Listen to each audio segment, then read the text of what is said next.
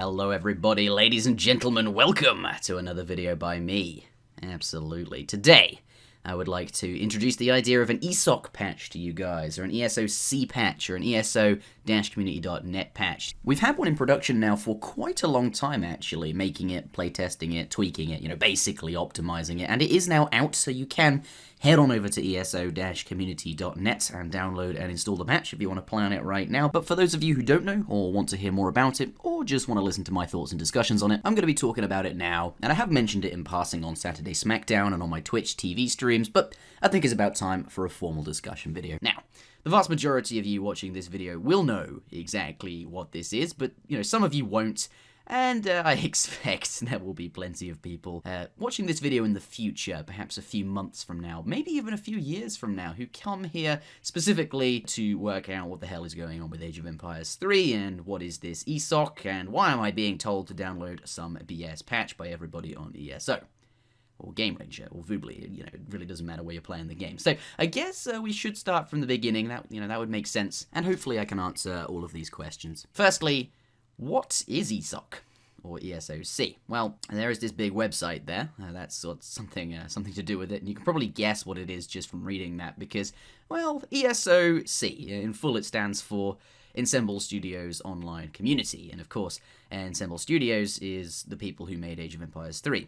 And Age of Empires 2, and pretty much every other Age of Empires game. They were a games development studio owned and operated by Microsoft back in the day. They're no longer sort of there, they don't exist anymore, they've sort of disbanded, but, they made the game back in the day, but this is all irrelevant, because in the context of Age of Empires 3, Ensemble Studios ES, or Ensemble Studios Online, which ESO is more commonly abbreviated to almost all of the time, is basically just the button you press, really, to play multiplayer using the in-game multiplayer functionality sort of built into the game from launch. I'll probably edit something on screen and you'll see exactly what I'm talking about. Obviously, you can play Age of Empires 3 on Game Ranger and Voobly and other clients as well, but ESOC, the C standing, of course, for community, is a very specific group of people, a very large group of people, a community of people, if you will, who play Age of Empires 3 using their in-game built-in functionality, and that's how they play Age of Empires 3, and of course you need a sort of an ESO account to do that, which involves purchasing the game.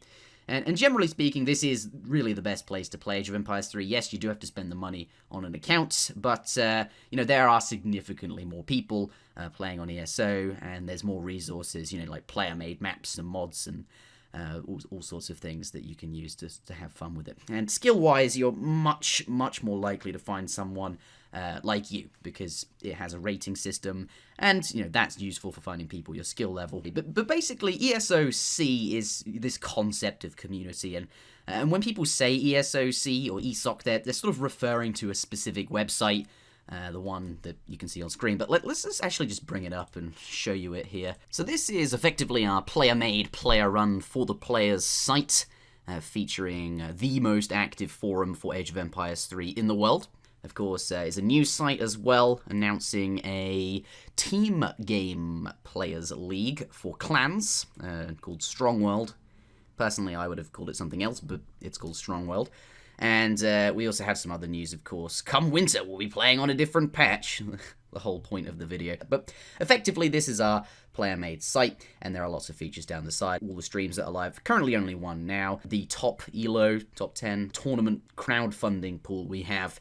Nearly $800 actually for the winter tournament. So far we've had a few tournaments, they're all worth $1,100, and it's, as I said, crowdfunded by the community for people who want to see competitive tournament action where everyone is allowed to sign up and have a fair chance at winning. If you'd like to watch any videos from past tournaments that we've had so far, you can do so by checking out the playlist section of my YouTube channel, or you can head on over to the ESOC YouTube and Twitch channels. Plenty of Age of Empires 3 tournament action over there, so links are in the description if you're interested. But let's talk about patch. What is this patch? I guess firstly, what the hell does patch even mean? Perhaps you're not familiar with gaming terminology, or maybe English isn't your first language. A patch basically just refers to something you download and install, which can be official or player/community made. And what it does is changes the game. It just makes it a bit different. It could, for example, be very small changes, like making Portuguese settlers cost 90 food instead of 100. it could do that, or as well as other things as well, like perhaps maybe Ottoman Janissaries, give them 30 fewer hit points. Any number of changes, big or small, that basically just aims to either make the game more interesting, like adding new civilizations, which is not what ESOC patch is doing at all. It's actually just a balance patch where we're trying to improve the sort of civilization power levels, make them more even, because it's a bit squiffy in Age of Empires 3, and I'll talk more about that in a moment. The general idea, though, in the ideal world is that somebody comes up with some way of making all the civilizations balanced in Age of Empires 3, so every matchup is fair and all of this good stuff. That can either be made by the people who made the game, or in our case, the people who play the game, which is the community. This is not an official patch, but if you get everybody who plays the game to download this patch and install it, everybody's playing on the same version of Age of Empires 3, but hopefully everybody's having a bit more fun, because that's the aim of a patch, I suppose. The current patch we're using is called RE patch and was made by the people who own the game. It is the patch that comes with the game, so you install Age of Empires 3 either from Steam or for some discs. You can play with each other because you're on the same patch. It doesn't matter where you got the game from, but everyone's using the RE patch. And what we want to do is introduce a different patch. A better patch with all of the benefits I described. To do this successfully, though, we need as many people on board as possible, because people can't interact with each other on different patches. They can talk to each other on ESO, but they can't actually play with each other. They'll get a message called CRC and mismatch, and they physically won't be able to connect to each other's games or play in quick search with each other. Everyone has to be on the same patch, and by announcing this now, I'm hopefully getting as many people as possible on board, get the transition to be as smooth as possible, and hopefully everyone subscribe to me here, and hopefully if you're new to this video and you've just come to work out what this is, hopefully you'll be on board too, because we want this to be the best experience of Age of Empires 3 for everyone. Alright, so this sounds all well and good, but the question is, do we actually need a patch? And there are two answers to that, really. The first is yes, ESOC patch is a good idea, and the second answer, surprisingly, is no, sticking to RE patch is a better idea, and each have perfectly valid arguments, which I will cover in this video. But right now, the more interesting question is, if we were to have a patch, why would we need it? What needs changing? And, there are a few things. As I mentioned, civilization balance.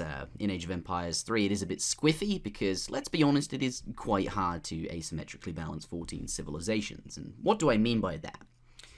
Well, basically, let's use an analogy here. Let's, take 1 kilograms of pebbles, or rocks, whatever you want to call them, and, that's very easy to balance to, 1 kilograms of sticks, or trees, or wood, or something like that. It's a symmetrical measurement, but in Age of Empires 3, and in other games, civilizations really aren't quite as straightforward, as they are asymmetric. They have different bonuses, and oftentimes the civilization's bonus, can be very good against another one, but simultaneously is very bad against some other civ. And making changes to these bonuses to balance them all against each other is very difficult, because you end up changing one thing that fixes a matchup, but then that one change you made could then just topple another matchup and make it less fair. Overall, it's probably not possible to perfectly balance Age of Empires 3, say like in the same way that StarCraft is balanced, a game run by Blizzard, an RTS game. There's only 3 civilizations and there's a lot less, variance, so I guess that would be easier. But an ESOC patch certainly would do a better job than RE patch in terms of balance, and here's why. According to an opinion poll on the ESOC forums, all of the civilizations in Age of Empires 3 fall into 5 imaginary power level tiers, as you can see here. Now, this is based on, as I said, a poll, which is available in the bottom right on that link. It had 69 votes cast, so, it's by no means the most accurate reflection of the entire community's opinion, but certainly it's the most voted in poll of its kind on those forums, so it holds some credibility, of course. Not all of the players voting in the poll will have been the same skill level, and that's worth pointing out, because a high-level player's perspective of a particular civ's power level will be different to a player of lower skill, because, well, for example, civilizations like British and Japan, which seem to rank quite highly here, civs which actually have a very high skill cap. And what does that mean? Well, what it means is that to get the most out of these civs, you have to be a good player, because you need to know how much booming you can get away with in a particular matchup. You need to know when to stop booming based on the available resources on the map, and you need to keep a constant eye out on scouting your opponent to make sure you're not randomly going to get caught with your pants down whilst booming. Of course, these civs are both civs that need to be played against the opponent in a style that sort of matches what your opponent is doing. You need to scout what your opponent's doing and play accordingly, effectively. Not all civilizations are like that. These civs also require a lot of defending, and defense in AoE 3 is a skill. Basically, there is a lot of skill and practice required to play these civs, so a lower level player therefore is going to get less out of them, less from them, and for that reason will perceive them to be less good on the tier list. I'd say for the most part that this is a fairly accurate reflection of a high-level player's view of the tier list, except perhaps for China, which, due to recent metagame shifts, I think actually could be moved up an entire tier. So, here it could be moved up to where India, Japan, and British are. But basically, at the very top here, what's going on? We have the infamous Iroquois and Ottoman, which seem to get banned from all of the recent tournaments as they are such strong civilizations and arguably don't require as much input or as much skill to actually get the most out of them. Certainly that's true for Ottoman for a number of different reasons, which I'm not going to go into here. Again, that is an entirely different video. But basically playing these civs online seems to be highly stigmatized, and people don't want to play with you if you're using, these two civs. Now, I'm not going to explain why they're there in any given great detail. In fact, I'm not going to explain why any civ is in any particular tier. So if you have any questions or if you straight up disagree with this list, then post a comment below. It is, always interesting to discuss tiers. But this isn't my opinion, this tier list. It is just one I'm using from the internet where there happen to be quite a number of people who voted. But yes, Ottoman and Iroquois, as I mentioned, tier 1, the best civilizations in the game. And then in tier 2, sort of the second best civilizations in the game that are all sort of roughly equal, perhaps, in power level in this imaginary tier list are, India, Japan, British, and then in tier 3 we have Aztec, French, Sioux, and so on, with tier 4 and 5 as well. Now, there's actually quite a number of civilizations in Age of Empires 3 which fluctuate on this list quite a lot, depending on certain criteria, being either the map or the matchup, among other things. For example, just to name a few, British is quite high up on this tier list, but that assumes they have adequate hunt. There's enough resources for them to do as much booming as they'd like. On some maps where there's significantly less hunt, they can't do as much booming as they'd like. They have to push out their base sooner than perhaps they would like to in pursuit of more animals, and leave the relative safety of their sort of starting area, their town centre, and all the buildings that are all up nearby. On a low hunt map, you might find British actually in tier 3. I don't know why China's here. As I mentioned, I think it should be about here. But also, civilizations like Portuguese on good hunt, are similar to British, actually, in terms of power level. Not quite as good, but certainly good.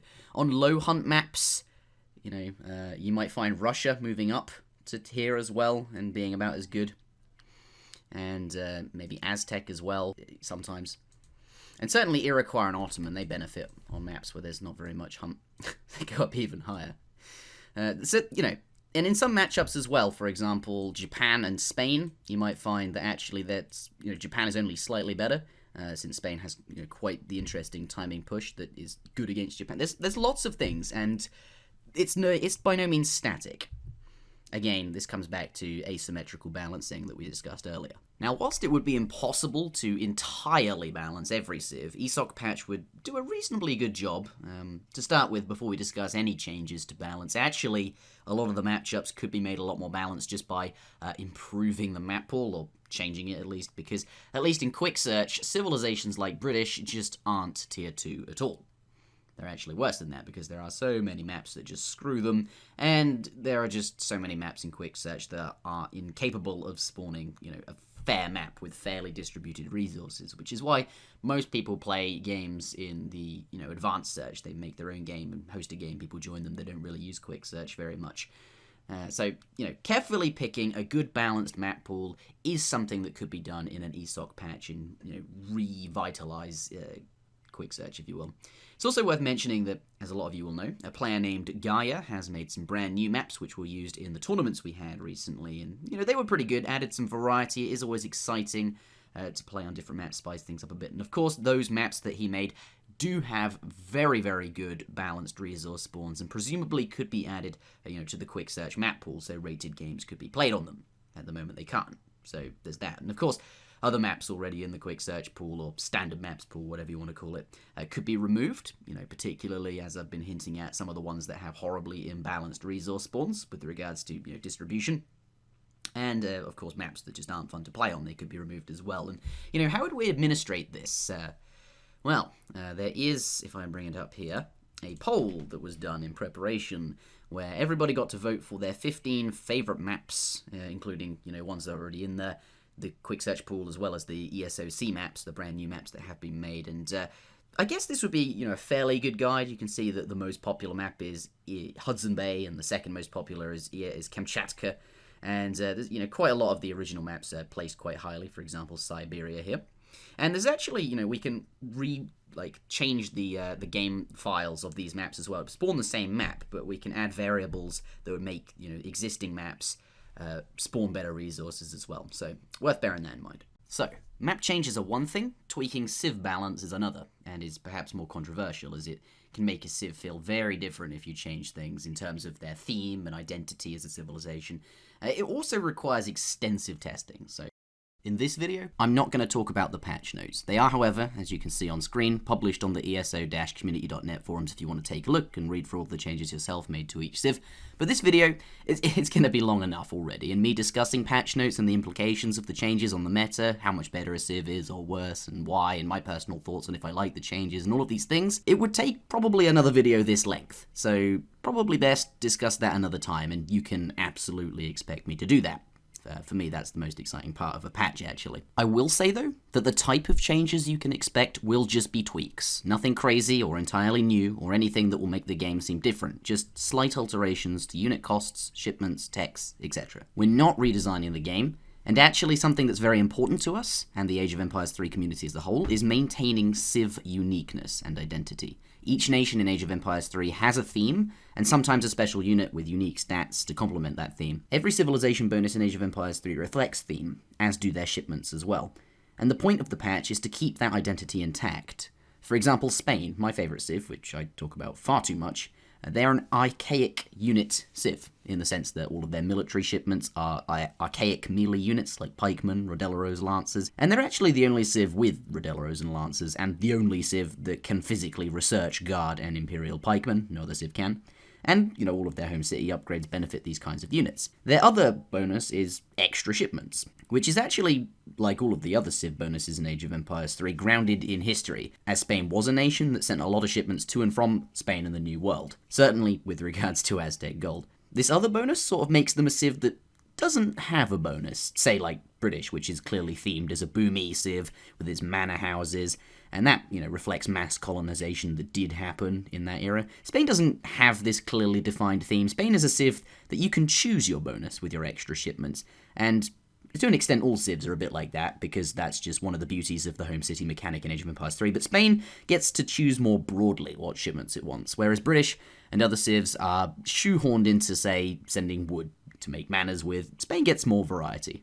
So Spain has these themes, archaic units and extra shipments. And they also have their problems as a result of these themes, like a lack of ranged infantry shipments. They don't have any musketeers or skirmishers, and this does hurt Spain's defense. When they're rushed, it's kind of problematic to not be able to send 6 musketeers or something like that. And when you've just aged up to the fortress age, you don't have any skirmishers. And if you've just spent 2,200 resources on not making military units because you aged up, your opponent's probably going to fight you. At least at a high level, he's going to rush in there, and not having a skirm shipment to help defend can be problematic. But you can't just give Spain musketeer and skirmisher shipments in a patch, even though that would help the problem, because it destroys the archaic theme. And Spain also have other problems, not necessarily related to their theme, but, for example, they don't have a 400 wood politician when you go up to the colonial age, and they don't have an age up fast option to the fortress age. And this really does hurt Spain. I won't go into the specifics of it, because that would be far more fitting for the other video I mentioned, and it starts to get a bit high level, and I want this video to be interesting and useful to all players, but you can't just give them those politicians, because then Spain loses identity as well. It becomes much more like France, which does have those options, and Spain would start doing the same build orders and playing in exactly the same way as France, and you see the problem. But all of these issues can be fixed in other ways that perhaps fit the theme of the civilization a lot better, and I will discuss my personal ideas for fixing these problems, but I'll do that in that other video that I mentioned. Finally, with regards to the kind of tweaks you could expect to see in this patch, there are some units in Age of Empires 3 which are a bit strong and a bit weak, but the ones that are a bit strong are really the issue here. Some people argue Abbas guns are too strong. They definitely are. And some other people argue that Janissaries are too strong. You know, they argue they have too many hit points, or the Ullans are a bit weak. You know, maybe they should have more HP and less attack. But, you know, those two units aren't really the problem. It's mainly Abyss guns that are. But you can't just go around changing these unit stats. I mean, if you gave Janissaries less HP and more attack, and the vice versa for Ullans to balance them, then what's the point? You lose the unit's identity. If you start making changes like that, then they might as well be ordinary musketeers or hussars. And I'd argue changing unit stats generally is a bad idea as well, because if you start doing that, then you know, you've got an experienced player who can look at a fight between lots of units and sort of gauge the outcome. If you start changing units, suddenly that player is going to feel a bit uncertain, uneasy about it, and it does kind of create this sense of, I don't like this, it's different. And we don't want that. The changes being made would ideally not change somebody's ability to look at the game and understand it. Anyway, to summarize all of these different things that we've just spoken about, map selection, along with tweaking various units, techs, shipments, among other things, will improve game balance overall. I think easily, going back to the tier list here, oh, there it is, we could dissolve the top tier, tier 1 and tier 5, into the other tiers. So you'd have only 3 tiers. That would be good. Fewer tiers would definitely mean less differences between civilization power levels overall, and maybe I'm underestimating the people behind the patch, you know. Perhaps we could have just 2 tiers, or maybe most of the civilizations could end up in, you know, the middle tier, and there'd only be like maybe a couple on the top and bottom. I don't know. Something like that. There's also other benefits to a patch. Many of you will have heard of the Mosbar hacks, particularly the quick search community, which is where specific people, who I won't name, are able to make complicated computer programs which can basically hack the game. I don't know too much about this, or you know, how it's being done, but I do know that it is possible to have a computer program effectively inject code into the game whilst it's running. Obviously whilst it's running, not before, because you can't change the game files and connect to someone. You know, a CRC mismatch. If you're on a different patch to somebody, you won't be able to connect to them, as I mentioned earlier. But you know, inject the code whilst it's running and effectively spawn monster trucks or generate extra resources or more military units for yourself. You know, just cheating. And of course, you know, Age of Empires 3 until recently was entirely cheat-free because it was moderated by Ryzon, who worked for Microsoft, and you know, none of this bullshit stuff ever happened. But for whatever reason, Ryzon, as of very recently, no longer works for Microsoft, and as a result of that, the servers which he kept up have been a bit sketchy recently, and the issuing of bans has slowed down. And you know, Microsoft is aware of these things. They're just, I guess at this point, they don't have anyone dedicated to fix ESO and do Ryzon's job, or whatever it is Ryzon did, in addition to ESO. Maybe they'll replace him, I'm not sure what they're up to. But at the moment, you know, servers have been going down a lot, and we've got this Mosbar stuff popping up. But I do know Microsoft is investing in new servers for ESO. Currently we're on kind of old ones. They're going to move us over to more modern servers, so the game isn't going to go offline as recently. But the point I'm making, I got a little bit sidetracked, is that, you know, an ESOC patch would effectively eradicate Mosbar hacks. We could do that. All gone. It's also probably worth mentioning that if you need to contact Microsoft regarding the game, head on over to their official forums. There's a link in the description, but it is forums.ageofempires.com. But back to the patch. Also to patch bugs. There aren't many bugs in Age of Empires 3, but there is one very infamous one called the Alt-D stands your Explorer back up for free. Well, at least I call it that because it rhymes. But yeah, I won't explain how to do it, but it's very simple. You can make your Explorer, when he's dead, just stand back up again. And this was patched on Mac. There's a small community of people playing Age of Empires 3 on, you know, Apple Macs. And most of them have come over to ESO, actually, because, you know, there's a much bigger community. But they did have their own fan patch, and they actually managed to get rid of the sort of Alt-D bug. Obviously, not many people use that anyway, largely because it's so heavily stigmatized. If you do it, people just won't want to play with you on ESO, and yeah, people don't do it so much, especially in the high-level community. But the point is, we could get rid of it. Probably. Alright, so there you have it. That's what the patch would address. But the question I proposed earlier still stands. Do we actually need a patch?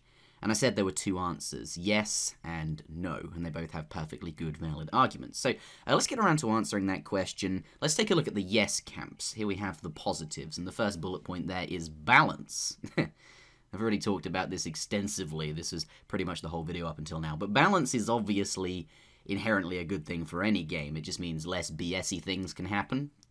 There are certainly a few BS-y things in Age of Empires 3. For example, some of the cheesy Ottoman strategies that just seem to be unbeatable and just are not fun to have to deal with. You know, we could get rid of those, or perhaps just make those strategies actually a bit less strong, so they're actually have the power level they ought to have. Could make the game more fun. Certainly balance does that. It means you're less likely to rage quit, perhaps. And a balanced game would also see increased play variety. You'd see more different civilizations being played more of the time, and you'd see more playstyles for those civilizations become viable as well. So variety overall would increase, and of course, that's fun too. It would be more fun. A balanced game is, I guess I'm arguing, more fun. And with all of this would come excitement, hype, change. The game wouldn't be stale anymore. It would be different. Because it's been the same for so long, and I honestly, personally cannot remember the last time I wanted to play competitive multiplayer as a result of that. A lot of you probably didn't want to hear that, but it is true. Of course, I still love the game. It has a special place in my heart, and to this day continues to honestly be my favourite game of all time. And, you know, that passion is obviously what founded this YouTube channel, but nowadays I prefer casting, honestly. I like watching competitive multiplayer. I like to get excited about that, and I personally get more enjoyment out of that than actually playing it myself.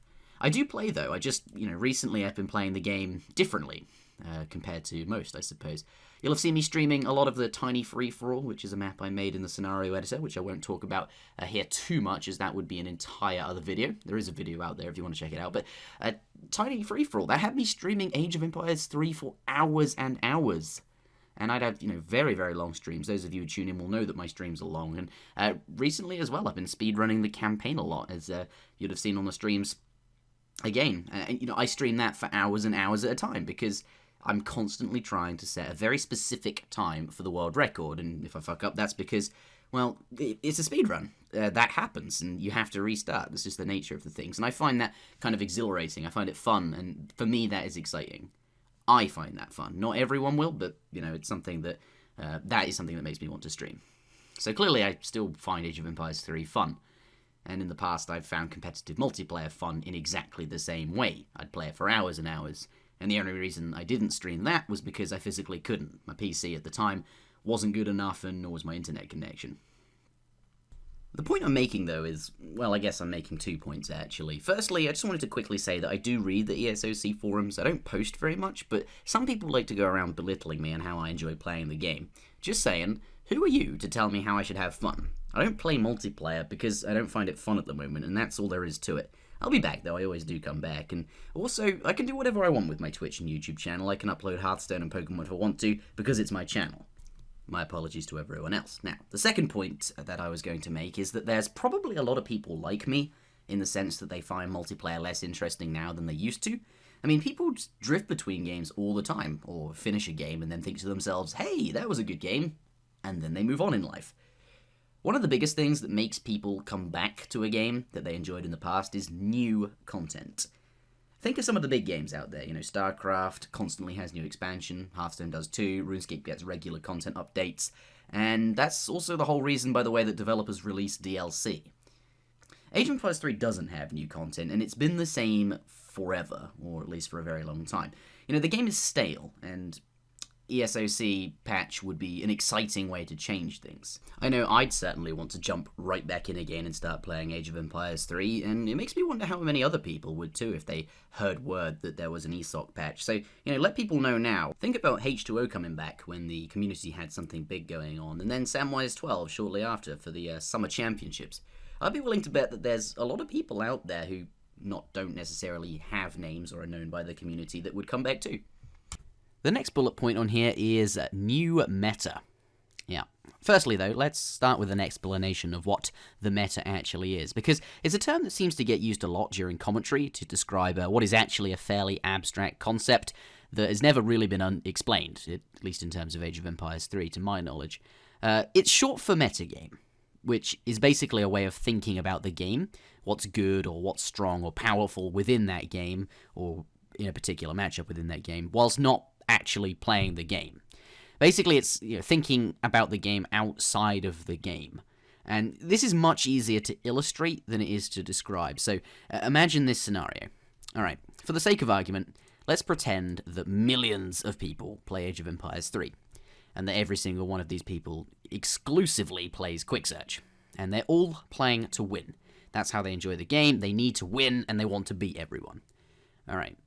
Let's also pretend that we live in a world where, on the patch we're all using, civilization balance is fairly good, you know? So there's nothing disgustingly overpowered about any civ which would cause these fanatical quick search people to only play that one civ.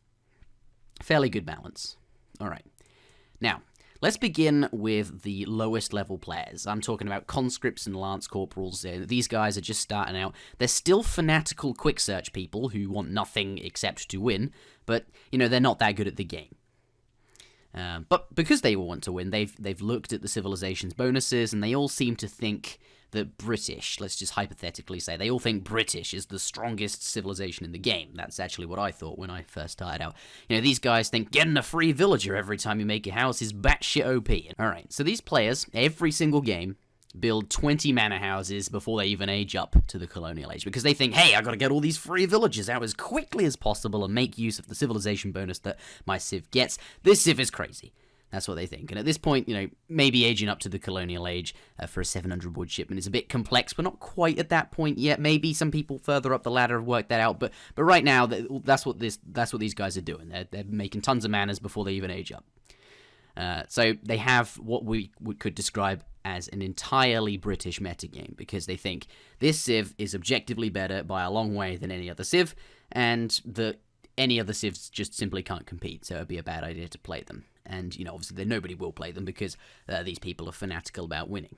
Alright, so a few clever people in a clan or a friendship group, or people who just happen to think the same way, say, hold on a minute, nobody ages up until the 10-minute mark. What? What if I played Ottoman and aged up super quick with my free villagers, made a barracks, and destroyed the enemy town centre before they could even age up? Genius! So these people that have caught on to everyone playing British start to play Ottoman and realize that, you know, lo and behold, they can make a few Janissaries and eventually kill the enemy town centre, and as a result, absolutely stomp everyone and just descend from this lowest tier skill level to the next tier up. They climb the ladder, so to speak. Basically, you could argue here that in this metagame, Ottoman is good. Ottoman is good in this metagame, and because it wins all the time, but, you know, the story continues. So, you know, these guys keep on playing Ottoman. Seems fairly good to them. British is easily countered, they think, but they find that as they ascend the ranks, they're queuing into not so many British anymore. At these higher ranks, they're starting to find that everyone's caught on. Everyone else is playing Ottoman as well, and that their win rate has gone back down to about 50-50 due to having to play the Ottoman mirror. So these people who switched to Ottoman are now thinking to themselves again, oh god, everyone's playing Ottoman, so now what do I do? What's good against Ottoman, they think. Portuguese, these people decide. They think to themselves, when I was fighting British, it was easy to kill one town centre, but two? No way in hell. So some of these people start playing Portuguese, and all of these Ottoman people run all their Janissaries into the town centre, like how they were countering British, but because there's two town centres, they all die. All these Janissaries just die. And it turns out two town centres is just too strong. And, you know, Portuguese stabilises after the rush, all the Janissaries die, Portuguese economy kicks in, and they start pumping out units, and Portuguese just wins the game. Ports now seems great to these guys, and they continue to ascend the ranks. So you could say that in this low-level Ottoman metagame, on this imaginary patch that I've come up with, the Portuguese is strong in this meta. In the real world, at a high-level matchup, that's absolutely not the case, but in this make-believe scenario, just go with it. Alright. So the story continues. The meta-defining Portuguese players have ascended the ranks. They're now corporals, with sergeant in their sights. They're getting pretty good at the game, but they find, as they're climbing the ladder, they're queuing into fewer and fewer Ottomans. Up here, not everyone, but most people are now playing Portuguese as well. And because of this, their win rate slows down a lot. It's going back down to 50%-ish, as everyone's caught on. So now, for the third time, these people have to think to themselves, oh god, back to the drawing board. What beats Portuguese? I mean, there's some Ottomans, but 80% of people are playing ports. So that's what they're thinking. They got to beat the 80% that are playing ports. And they think, I've got this. I got this. British again. Genius. British is going to be really, really good. It's going to be shit against the 20% of people playing Ottoman, but, you know, that's not that many. 80% of people playing Ports, gonna stomp them. British outbooms Ports like crazy, getting my 20 manas before I age up, no problem. Ports are going to be messing around, expecting a rush, not going to see it coming. So they play British, and lo and behold, they start climbing again, occasionally losing, you know, to the Ottoman player that queues in, but mostly beating these unsuspecting Portuguese players. It's working, they ascend to the next skill tier, but up here, just like before, other people have had the same idea and are using British too. But it's a bit more complicated this time, because there's more British up here, the Ottoman are coming back too, because Ottoman beats British, and British beats Ports. You've got this dynamic going on now. So over time, up here, in this new high rank we've managed to get to, we're starting to queue into equal amounts of Ottoman, British, and Portuguese. Oh dear. One civ, you know, you've got this rock, paper, scissors dynamic going on here. You are, on average, going to get a 50% win rate playing any one of these civs. What do we do now? If you want to climb, you have to beat all three.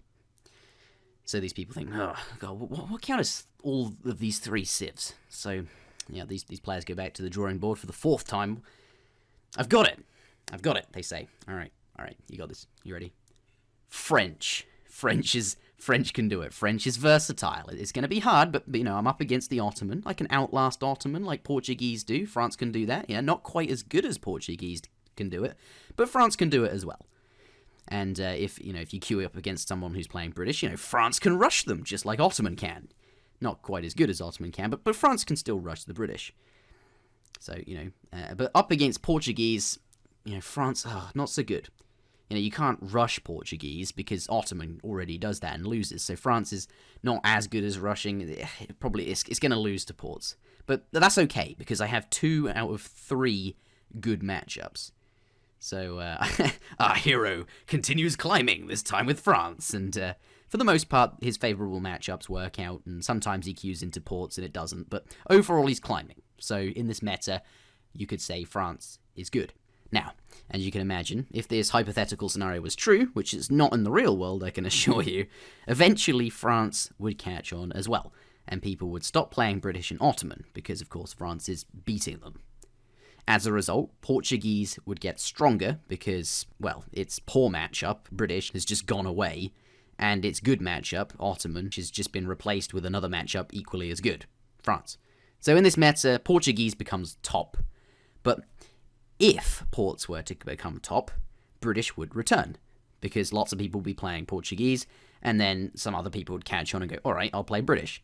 And you see now how the metagame cycles and changes and is sort of very dynamic. Or at least it can be. Not on the current patch, if there were millions of people playing, because Ottoman and Iroquois just trump everything. So, there you go. More, perhaps, reason for a patch. But alright, so this metagame that I've sort of made up is fairly evenly split between 4 civs that I've mentioned. But it's not a static metagame, as I mentioned, dynamically changing all the time, but it's still the same metagame. It's just a dynamic one that has these sort of micro changes.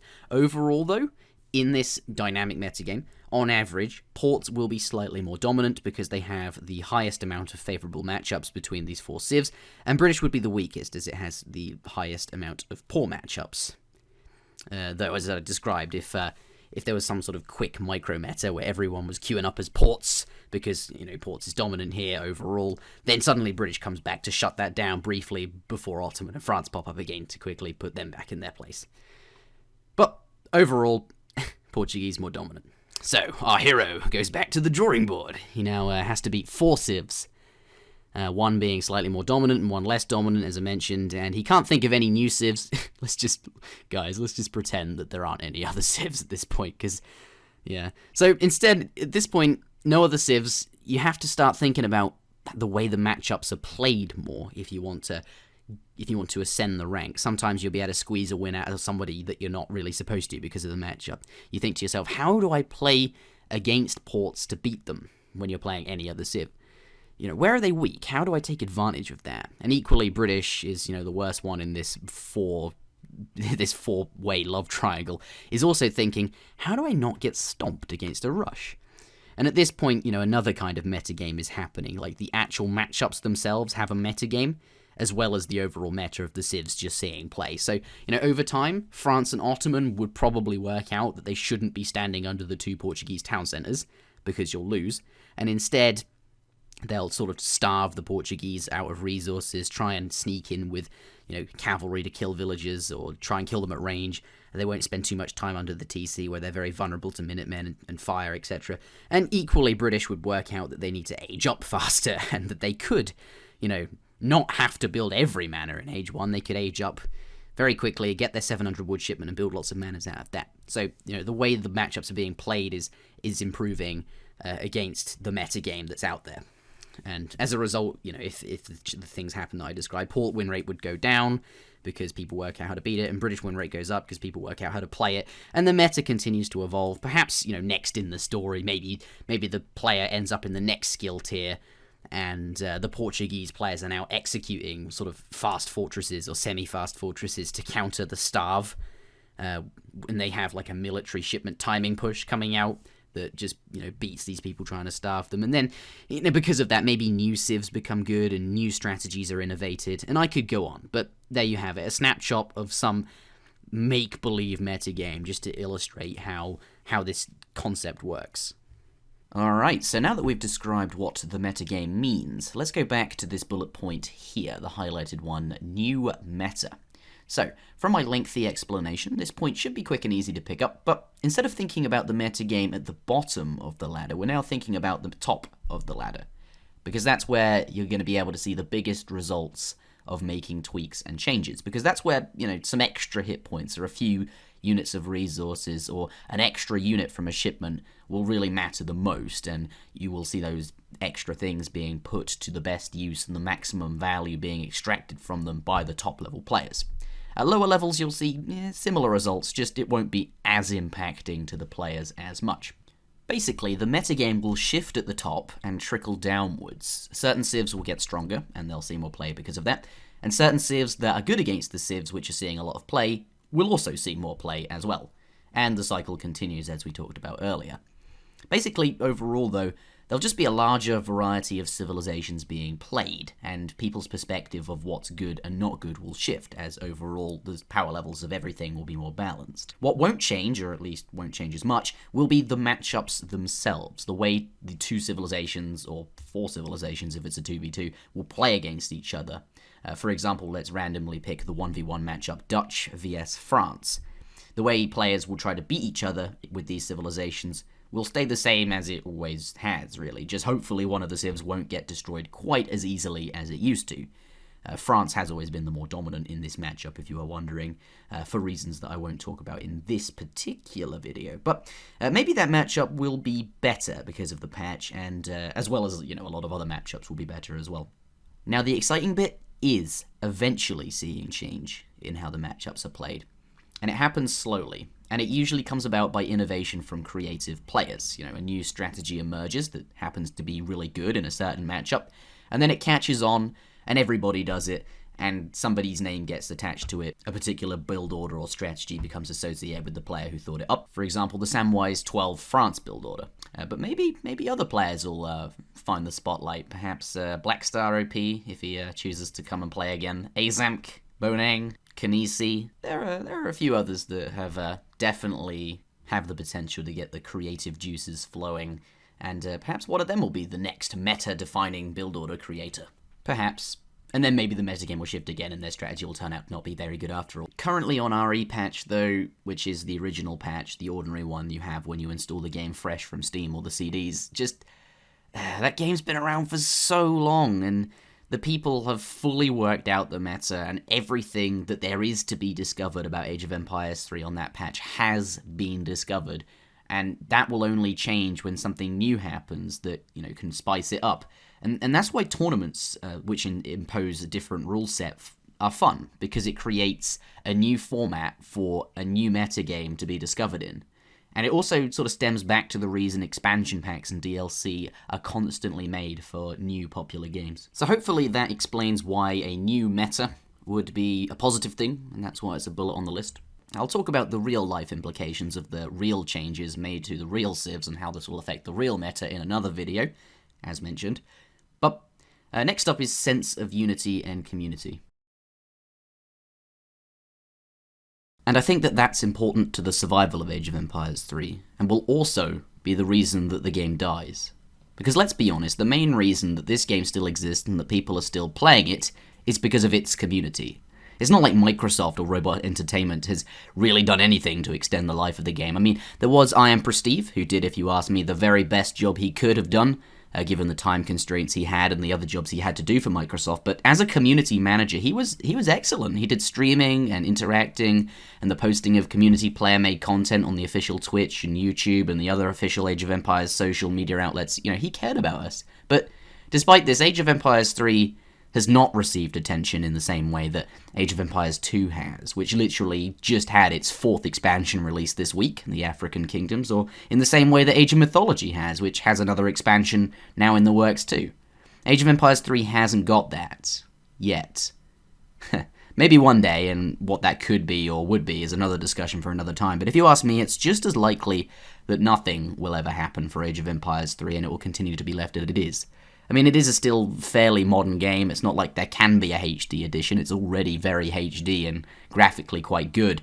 I don't know what you'd do. It's another discussion for another time, but it's certainly interesting. Ultimately, it's the community that keeps this going, not anything else. It's all of the friends that you've made, and certainly the friends I've made on ESO, which is what keeps me going. My YouTube channel as well, and the community there that I enjoy making videos for, certainly Twitch as well. And in the past it was Nation of Warriors, which was a clan I was in, where we used microphones and had a TeamSpeak server that we bought and rented, and, you know, our very own server to go and talk to everyone on. And to this day I have some very, very close friends from that group still. And I'm willing to bet that the reason most of you guys still play is because of the community. Whether that be some guy you play 2v2 with, or anything else I just described, or maybe that's the reason you stopped playing Age of Empires 3. That is, if you don't play anymore and just watch my videos. Maybe there was no one left for you to play with, and all of your friends disappeared elsewhere. Recently though, with ESOC emerging after the spring tournament, it feels like there is now a community website and forum again, and if you ask me, the sense of community at the moment is the largest it's ever been since the glory days back in 2005 to 2007 when the game first came out and had expansions being made for it every year. I think that the making of an ESOC patch shows a sense of cooperation and unity as a community, as do the hosting of regular crowd-funded tournaments and the emergence of these websites and these big forums I'm talking about. It is the biggest, most active Age of Empires 3 forum in the world, and with the advent of Twitch and everyone streaming, all of these things, the community unity, it's very strong, it's very prevalent, and you can tell that it is because of the existence of these things that came out of it. And the fact that these things are happening, and if we were to start playing on a patch which was the initiative of the community, it would just further that sense of community and extend the longevity of the game. It's just a matter of convincing everyone to get involved and telling them all about it if they don't know already. If everybody watching this video downloaded the patch and installed it, that would make the transition successful. So that concludes why ESOC patch would be a good idea. Balance is inherently good for a game and would increase play variety in both strategies being used, but mainly the civilizations actually seeing play. You know, a new meta would emerge, and though it would still be very, very similar to the current Age of Empires 3, at least there'd be potential for new things to work. And ultimately, all of this would be exciting for the community as a whole. So, my next slide is the negatives, the arguments of those who think sticking to RE patch is a better idea. I mentioned there were two sides to the coin, and here's the other side. Actual community unity. One of the hardest obstacles for ESOC patch to overcome is going to be the actual widespread adoption of it on ESO. Certainly the ESOC community is quite large, and there's no problem with adoption from people like me and everybody else who regularly engages with the ESOC forums. We're all going to jump on and start using that patch immediately. But there are other communities within Age of Empires 3 as well, who, you know, they might know about ESOC, but they just don't interact with it very much. They might occasionally watch the tournaments we stage, but otherwise just do their own thing, and do it the way they're used to doing it on RE patch. There's also a community of team game players to think about as well, who will have their metagame impacted quite a bit more by ESOC than the 1v1 community otherwise would, since civilizations like Dutch, among others, just got crazy good in team, if you look at the patch notes. I mean, they were balanced for 1v1, that's what was in mind when they were being rebalanced, and team game as a result, you know, wasn't being thought about so much and got a lot stronger there. There's also a whole load of casual players, or lower level players just generally, who enjoy a game from time to time with their friends, but they don't really know about ESOC, or maybe they just don't care about it.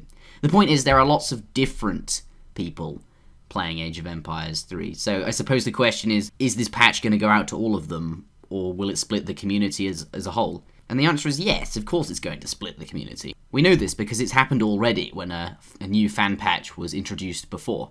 Zuta worked on a fan patch back in 2010 with RTS Sanctuary, and that definitely split the community when it came out. And if you ask Zuta, he's actually an advocate of not having a new patch. Because, well, the same thing will happen again. You'll have some people on the old patch, and some people on the new patch, and some on both, and if that's the case, then arguing that a new patch will add unity is questionable at best. Because is a divided community really unified? CRC mismatch really is, obviously, the heart of the problem here. I'm not sure what CRC actually stands for, but what it means is that somebody on one patch cannot play games or do quick search with somebody on another. They can still whisper over ESO, but yeah, there's a divide, as you can see on screen. Some of the games here have CRC mismatch in the title, and those games are hosted on a different patch from the one I'm using. The game just auto-puts CRC mismatch in to let me know that. And it doesn't matter what patch I'm on, it could be ESOC, Napoleonic era, or anything like that. If the patch is different to the one I'm using, CRC mismatch appears in the title, and I cannot join those games. Another issue with CRC mismatch is that it just adds to the already quite high barrier to entry for new players either picking up or returning to Age of Empires 3. There's already quite a few things brand new players have to deal with when they first get to Age of Empires 3, and these are, well, firstly, the differences between vanilla, the War Chiefs, and the Asian Dynasties expansions, because one of the most frequent questions I get asked on YouTube is, where are all the games at? Because half the community is on vanilla, half is on the Asian Dynasties, and literally no one plays the War Chiefs. You have to explain that to everyone. There's also the dumb filter settings on TAD that hide half the games when they have War Chiefs installed, which you have to fix when you sign in for the first time. I even made a tutorial on how to fix this, and how to use ESO to direct people to who are asking, because it is confusing. You have to learn to navigate the damn interface. You have to learn to work out what rank you are, first lieutenant means, what sergeant means. You have to learn why you're getting kicked from all of these games, perhaps because you're not those ranks I just said. And you have to learn the differences between home city level and rank, which was actually something that confused me when I first started. And speaking of home cities, you actually have to level that shit up if you want to play competitively, because you straight up don't start with enough cards. And that takes a long damn time. I must admit though, the leveling up of your home city mechanic is good in the sense that it makes it harder for people to get Smurf accounts, and it's easier to identify Smurfs, and there's that sense of progression. Certainly quite cool when everybody started, when Age of Empires 3 was first released, but, you know, it does screw new players now entering a multiplayer where everybody already has level 100 home cities. There's also the fail to join game issue, which you sometimes need to fix via port forwarding before you can even play games, and now new players are going to have to deal with CRC mismatch, knowing what that is, and then discovering what it is and downloading and installing the new patch to fix it. Are people really going to want to go through all of this just to play Age of Empires 3? Finally, you could also argue that changing the meta is a bad thing. I mean, there are certainly people out there who have been playing for a long time and have probably been doing so because they like the way that it is. You could argue that changing the game balance would create a sense of unfamiliarity, which unnecessarily needs to be introduced. Overall, ESOC patch does have some negatives. Certainly the community would be split due to either CRC mismatch or a straight up unwillingness of some people to accept change, and it would add a barrier to entry for new players. To be honest though, I don't really find that a particularly compelling argument, since the barrier to entry was already quite high to begin with, and most of the issues are just things you'll experience with every new game you might install. And with regards to changing the meta, well, as I mentioned earlier, the changes embraced by ESOC patch team are designed to improve the gameplay experience while changing as little as necessary, as you can see in that quote from their FAQ about the patch available at eso-community.net. Ultimately, it's a minimalistic patch, very different to the patches of RTS Sanctuary before it, which I mentioned Zuta was involved with back in 2010. The changes ESOC are making will maintain civilization uniqueness and identity, and the changes themselves will be small and will impact the meta very little. And I personally think that this is the best possible way to implement a patch and have it gain global acceptance. The bigger problem is CRC mismatch. Half the community not being able to play games with the other half is definitely crippling to it. But the designers knew that this would be the case and designed the patch in such a way as to mitigate the problem as much as possible. I'd highly recommend downloading the patch even if you don't intend to use it, because there's really literally no reason not to do that. It has absolutely no fuss when it comes to switching between the patches, and what I mean by this is that when you install the patch, you'll gain a second icon on your desktop, in addition to the original Age of Empires 3 icon you had to begin with. So there'll be two separate launches effectively. One icon opens ESOC patch, and the other opens the ordinary original Age of Empires 3. So you'd essentially have both versions of the game installed at the same time to freely switch between. And you'd think that the biggest problem with this would be the fact that it would take up quite a lot of space to download and install on your computer. You know, having the same game installed twice would do that, but actually this isn't a problem at all, since the ESOC patch is coded as an expansion pack, rather than as, you know, the whole game again. So actually it only takes up about 30 extra megabytes, which is very, very little. I think the best thing about the way it's coded is that if you wanted to, you could run both versions of Age of Empires 3 at the same time, both patches. You could just log in and out between them, you could have them side by side on your monitor, signing in and out every time you see a game on a different patch that you want to play. You could do that. It's also worth mentioning that the launcher auto-checks for updates and installs them instantly, if there are any, every time you open the game. Basically, this means once it's installed, you don't have to worry about it ever again, since it auto-updates. This allows us as a community to universally update the patch if we decide that more changes should be made, or if perhaps new anti-cheating innovations occur that we want to implement to stop hackers. Ultimately, it puts the power of balancing the game back into the hands of the community. So, to conclude, I think that the positives outweigh the negatives by far, and the ESOC patch is a wonderful addition to Age of Empires 3 that will allow us to enjoy a superior, more balanced version of the game. It's certainly exciting, that is with the new meta, which might emerge, though it won't be unfamiliar or hugely different to the Age of Empires 3 we all love and are used to, as the uniqueness and identity of each civ is looking to be maintained. And yes, CRC mismatch will be a problem, but because of the way it's coded, the patch mitigates this problem as much as is physically possible, and actually allows us, in the future, to push out updates very quickly, very easily. No one has to mess around with manually putting files in different folders. And as I mentioned, the power of updating the game balance is back in the hands of the people who play it. As far as I'm concerned, CRC mismatch is just a minor inconvenience, but considering you can run both games at once and switch between them if you do see a game on either patch that you want to play, shouldn't really be a problem, not at all. But that is everything I wanted to say today. Thank you very much for watching. The Age of Empires 3 community is still active, and the fact that a patch and regular tournaments and all of the other things I mentioned are still happening only proves this point. We're still here playing, and it's now just a case of spreading the word and looking forward to the winter tournament, which will be played on ESOC patch and will show off the entertainment value of the game to its fullest potential. Thank you again for watching. Do leave a like if you enjoyed the video or found it informative, and I'll see you all again next time.